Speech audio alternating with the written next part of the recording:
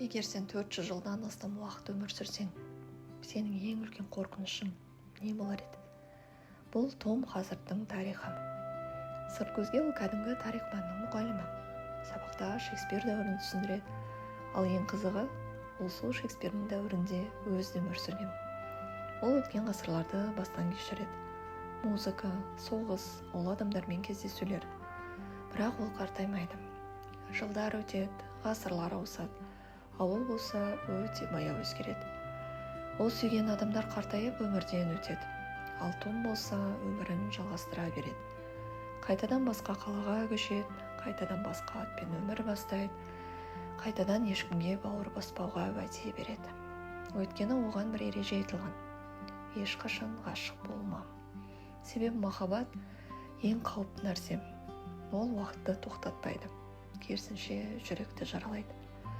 Бұл кітап уақыт туралы емес, өмір сүру туралы. Бірақ ең қиыны бүгінгі күнде өмір сүру. Себебі өткенді ұмыту мүмкін емес, ал болашаққа сену одан да қиын. Бұл кітапты оқып отырып, өз уақытыңа басқаша қарай бастайсың. Біз үнемі уақыт жетпейді деп шағымданамыз. Ал егер уақыттың көп болса ше? Мүмкін мәселе оның ұзақтығында емес шығар. Мүмкін мәселе кіммен және қалай өткізгенімізде шығар. Егер сен уақытты тоқтата алсаң, шын мәнінде нені сақтап қалар едің?